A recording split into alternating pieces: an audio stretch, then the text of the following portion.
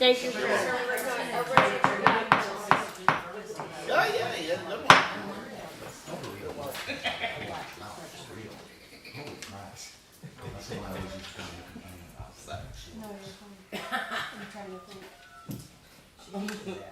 Calling the order of the city council meeting, working session. Clerk, will you please call the roll? Councilman Sheldon? Here. Dulce? Here. Scotchmer? Here. Jazinski? Here. Faulkner? Present. Bonfiglio? Here. Enquist? Present. Gonzalez? Here. President Brown? Here. Is there anyone that would like to address the council tonight? Please state your name, your address, and please limit your comments to 5 minutes.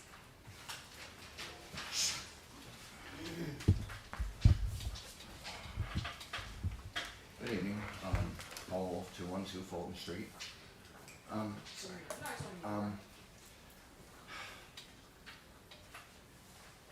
I recall at some point something being mentioned about sidewalks where the houses that are being demolished currently were going to be done after the demolishing was done. Am I vaguely, I don't remember completely, but I recall hearing something along those lines. What about sidewalks? Because we've already addressed trash cleanup. Someone come from BPU, cleaned up trash on the curb. That was awesome. Neighborhood looks a little bit better. Can we do something like that with sidewalks in the neighborhood? Not so much for the properties that are abandoned, that are going to be demolished, but the properties that are occupied. Like, for example, on the corner of 8th and Fulton, right across from Miss Corvus's home. Sidewalk sits at a 25, 30-degree angle, but the homeowner lives there and takes no responsibility for it. I've watched people slide down that sidewalk right down to his back porch, and he doesn't care. Is there something we can do similar to the garbage cleanup for repairs of sidewalks for homeowners that don't do it? Not necessarily the actions he wants, the ones who are here. Just food for thought. We've already taken a great step starting with cleanup by our code, and that's awesome, and I appreciate it. Let's keep working. We can make the city good. We can make it beautiful. Folks, have a good night. Is there anyone else that would like to address the city council?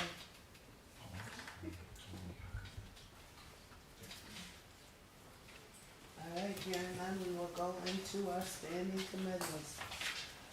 Councilwoman Jazinski, you will give us an update, please. Thank you, Madam President.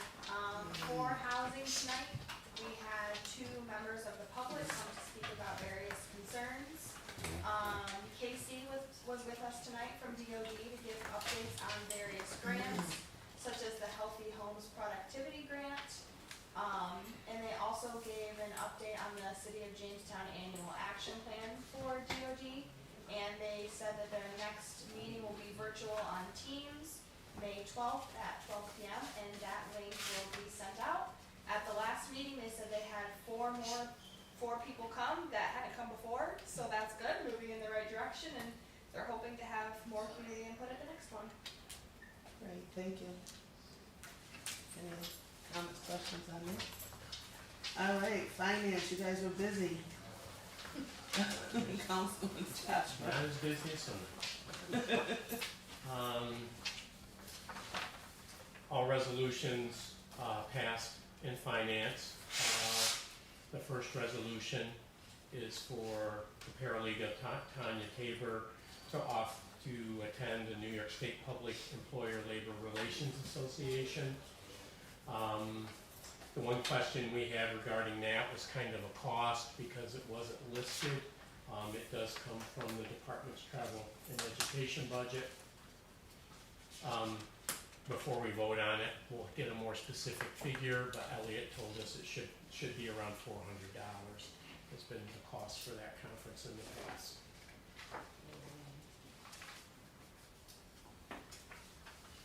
Second resolution also is from Public Safety for Lieutenant Nickerson, Sergeant Overend, to attend a non-fatal shooting seminar.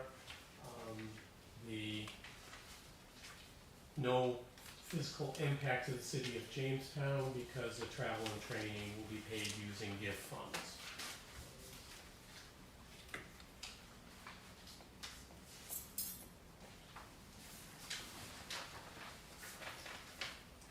Then resolved that Sidney Robinson and Holly Cata authorized to attend the 2026 LEIU/IALEIA conference to be held April 25th through May 2nd. Again, expenses will be paid by the GIVE grant. There will be no direct cost to the city of Jamestown. This will allow them to make connections with people working with kind of criminal intelligence and kind of fact finding in other areas.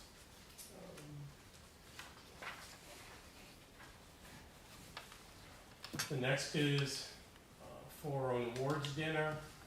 Officer Kyle Liuzzo is receiving a recognition of excellence award. The cost for this will be about $450 to be paid out of the police department's 2026 gas account and a travel and education account. This will be for Deputy Chief McKinley and Officer Liuzzo to be able to attend that.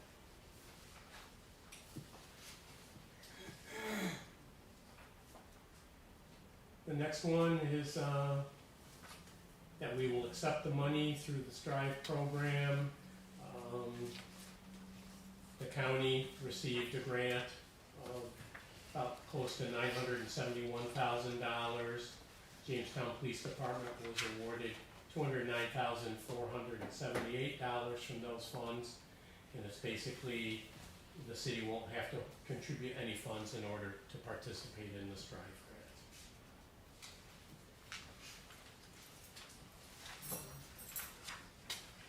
The next is for the Parks Department to purchase a new truck. The current small dump truck is a 2012 Ford, and it's getting difficult to repair it. Cost of the new replacement truck is $59,735 to be paid from the capital account.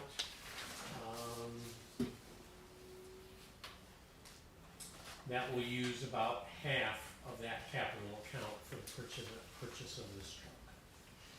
For clarity, it's not a replacement truck, it's to replace parts within the truck.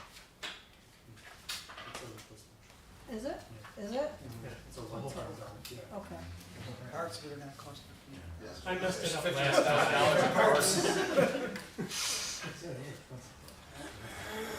It's all the parts. Parts and parts.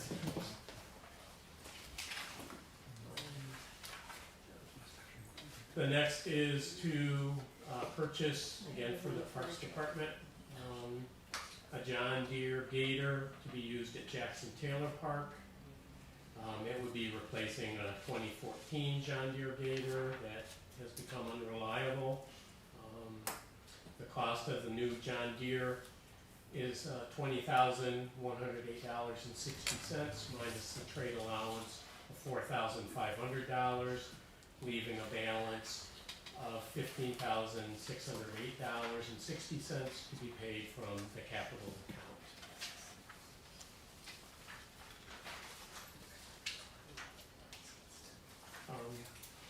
Department of Public Works has a vacancy due to recent promotion. So this would be to hire one junior civil engineer. Funding for the position was included in the 2026 budget, and there was a promotion to replace an employee who left. I think we voted on that at our last voting session, and then this is to fill the position of the person who's moving up.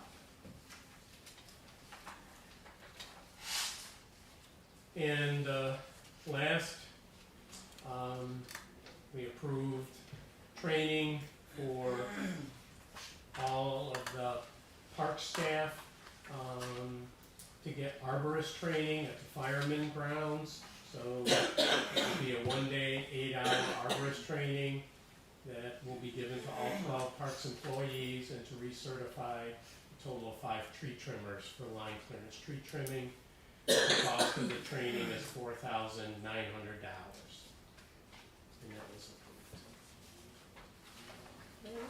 approved. From Erica, kind of an update. For January and February, sales tax revenue is up 2.2% from last year. Property tax collections are 0.9 below last year, which figures out to a dollar total of $153,000. And she said at this point, there's not much property tax coming in. And the other thing she made us aware of, and kind of for everyone to be aware of, it will probably be showing up in our next meeting. We have a 2013 fire truck that is being repaired. The repair was expected to cost about $10,000 to $12,000, but once they began working on it, they found that it's going to end up costing more like $24,000, which is going to use up pretty much all of the repair costs for the fire department this year. So they will probably have to look at the contingency fund and help pay for some of this. Yes. 5? Station 5. Yeah, we didn't get the exact truck, which one it was. It's gone now. It's out for repair. All right, that's it. Thank That you. was it. Thank you.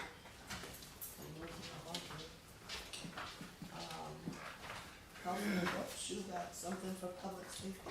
Yeah, thank you, Madam President. We had 4 resolutions, all of them appeared on finance.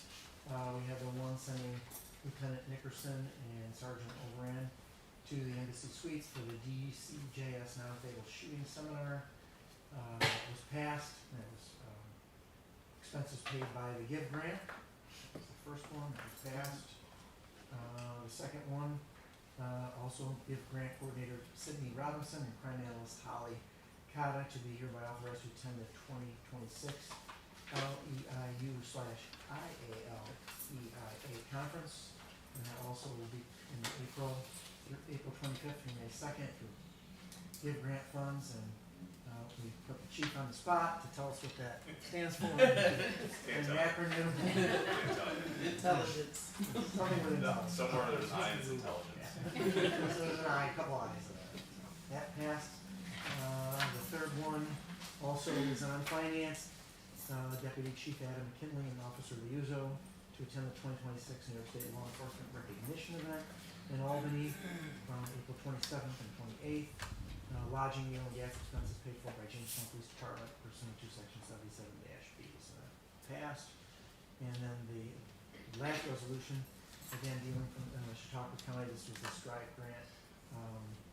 Resolved that the mayor and police chief are hereby authorized and directed to participate in STRIVE for the period of April 1 of this year through March 31st of next year, with funding in the amount of $209,248 provided by the state of New York, and that passed as well. Those are the 4 resolutions. We did have 3 other informational items. 2 of them were special events. One of them was the autism awareness, will be held this Saturday, April 18th from 9 until 5 p.m. At Jackson Taylor Park. It's this Saturday.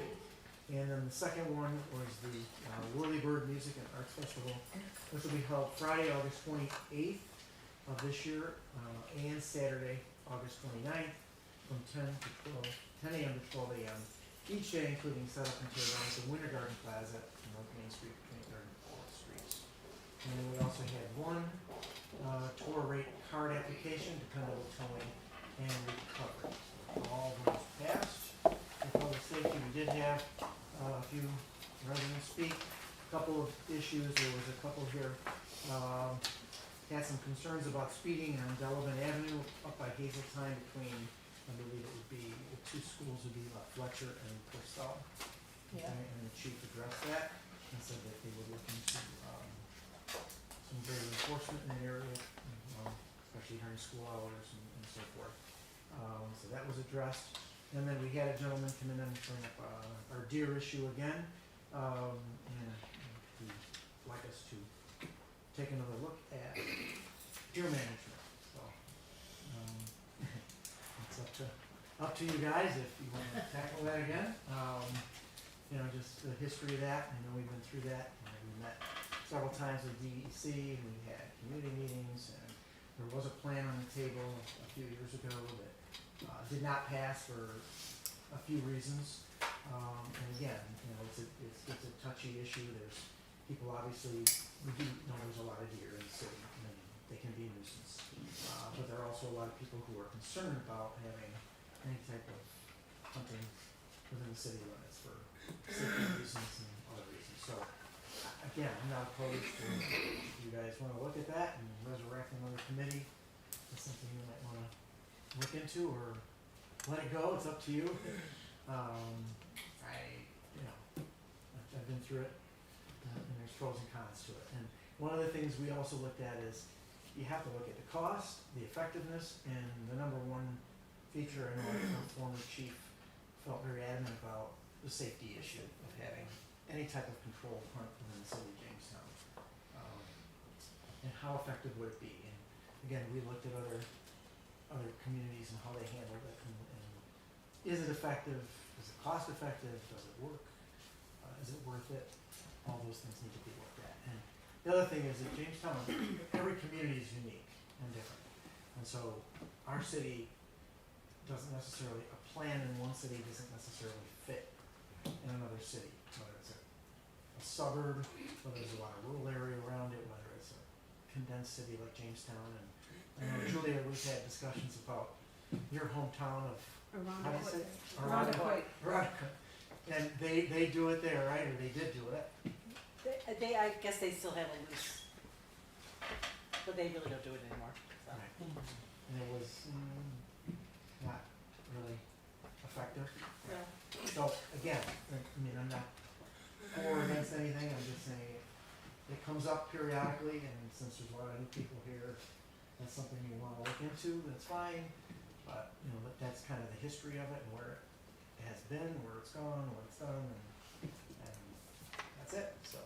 I will add that the state, DEC and state hunting regulations, I think, are changing, and they're trying to incorporate, they understand that there is a mass overpopulation of does and that, so they are proposing changing, the number of kills hunters are allowed to take during the season. They have changed the season dates, which will help outside the areas, and to be honest with you, a lot of us that live on the outside, they come from the outside, so hopefully that's one thing that is happening. And then just to give you some background, that the state is aware that this is an issue of overpopulation, not just here. Just to give you a little background. That's it. That was it, we talked about speed. Can I add just one?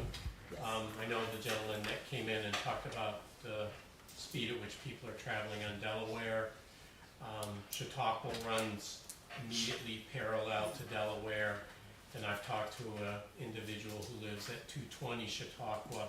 They couldn't come tonight, but they have the same complaint and have had that for several years, that people turn off a Hazeltine and basically have a straight shot to the city line.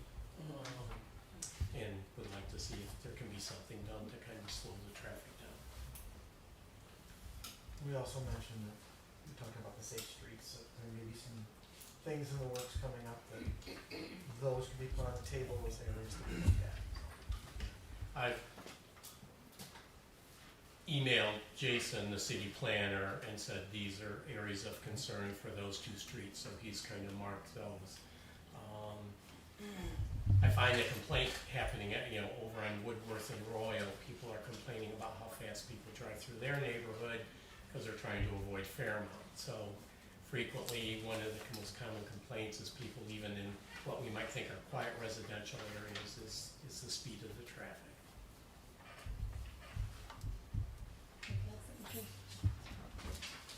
Councilman Gonzalez. All right, thank you, Madam President. We had 4 resolutions for Public Works. Mr. Scotchburn went over them in great detail earlier, but to recap, Department of Public Works is looking to purchase a 26 Chevy Silverado, replace a 2012 Ford that is 14 years old. Second resolution was for the John Deere Gator for the Parks Department, replacing a unreliable piece of equipment from 2014. The third resolution that we had was for lifting the hiring freeze for the junior engineer position, which we passed that. And then our fourth resolution was for Dan Stone and the 11 Parks employees to be able to attend the one-day arborist training at the Fireman's Ground in Jamestown. That's for line clearance and whatnot. We also did have a general discussion talking about Second Street. So that project is continuing. This is going to be an all summer long project. And Catco is going to be kind of all over, up and down, as they're working along the way. So they'll be putting in handicap ramps, they'll be working on lighting as well, they'll be working, improving the crosswalks and the roads as well. So it's gonna be a long summer, so motorists need to take their time when they're going through those construction zones, be aware of what's going on, be aware of the surroundings, while they're working. The plan is to have it, hopefully, either the majority of it or totality completion by the end of this summer, with a possibility of working into early next year at the very latest. So, and thank you for getting into that. Is there any way that we can send or at least communicate to those business owners on Second Street what the plan is? They just wanna know. They just wanna know what's going on, how that's gonna impact their business, their operating. The best way that they would be able to do that would be to contact New York State DOT, the engineer in charge on the project. Okay, And I will get you this number. okay, So then when somebody has a specific question, he would be able to either direct them in the right way or tell them. and we can definitely get that number and get that to them. But is there anything as a city that we can say, hey, there's gonna be road work done on Second Street, this is expected duration, or what the work is gonna be, not necessarily that they need to talk to somebody in DOT, they just wanna know what's going on. I don't know that we have an exact plan from them, that's I mean, we have the timing wise. We have the yeah, plan. as far as timing, we don't really have a lot of control over that. Right, We know what the work is. We have, obviously with a bid project, there's a set plans, so we know where they're working, but we don't know when. I think they're having flashbacks of, Washington Street. well, not even so much Washington Street, but just Second Street and the road work that went, finally when the road work started to be completed, how that kinda interfered with their access to their operations, their business, so, I don't know. Put a note in the newspaper. Second Street's gonna be under repair. They have started up here. Yeah, and I've They seen that. started up at this end, they will work their way towards, Just that there's gonna be road work on Second they're- Street There by from, the corner, Windsor and Second, and Yeah. digging, and they had a concrete truck there. Yeah. yeah. just something, just, But they weren't blocking the road, the some road was comfort, fully accessible. some peace and, Yeah. thank you. well, we did also handle some concerns that some individuals in the community had brought to our attention. There was a lady that had reached out with some issues over on Russ. Where was the house that you were talking to me about? Oh, sorry, 224 Ivy Street. She had some issues over there with her driveway, so we addressed that. And then also with the the curb. What is it? The curb repair. No, it was grass or snowplow damage on the Snowplow lawns. damage. On the lawns. Repair on the lawns. So we discussed the repair work that's going on at DPW. So I think that's it. You sure? Yeah, the squirrel's good. Thank you. Any remarks from the mayor? I have nothing for open session right now, but I do have one item for executive session, no action to be taken. It is potential litigation, and I need all of council and all department heads. Be quick. Alright, I make a motion to go into open session, executive session. So you're welcome to stay, but you have to take that out.